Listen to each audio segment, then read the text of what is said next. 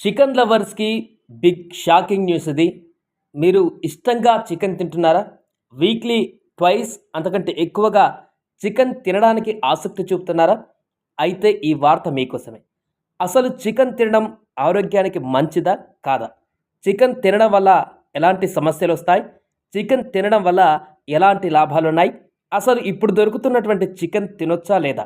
దీనికి సంబంధించిన పూర్తి వివరాలు ఒకసారి మనం చూసేటువంటి ప్రయత్నం చేద్దాం. నాన్ వెజ్ లవర్స్ ఎక్కువగా చికెన్ తినేందుకు ఇష్టపడుతుంటారు. ముఖ్యంగా ఈ మధ్య కాలంలో అయితే ఆదివారం వచ్చిందంటే చాలు ప్రతిరోజు మధ్యాహ్నం ఆ ఇంట్లో కోడి కూర ఉండాల్సింది. కొంతమందైతే రోజు చికెన్ తినేటువంటి అలవాటు కూడా ఉంటుంది. నాన్ వెజ్ ప్రియులు వీక్లీ 3, 4 టైమ్స్ కూడా తింటారు. చికెన్‌లో విటమిన్ 12, కొలైన్ పుష్కలంగా ఉంటాయి.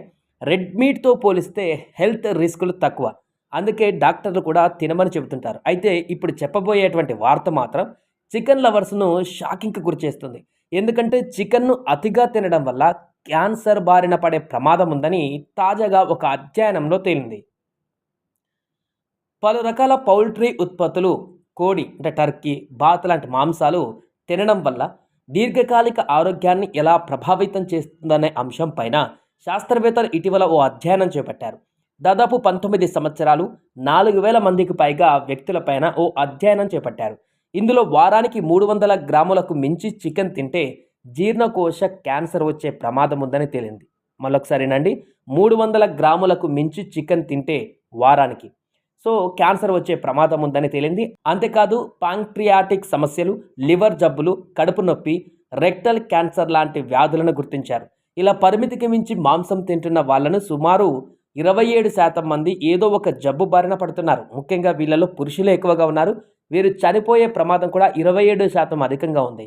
ఇక వారానికి 200 గ్రాముల చికెన్ తిన్న వాళ్ళలో గ్యాస్ట్రో ఇంటెస్టైనల్ క్యాన్సర్ వచ్చిన వాళ్ళు కూడా ఉన్నారు. అయితే చికెన్ మితంగా తీసుకుంటే ఆరోగ్యానికి ఎలాంటి ప్రమాదం లేదని పరిశోధకులు చెబుతున్నారు.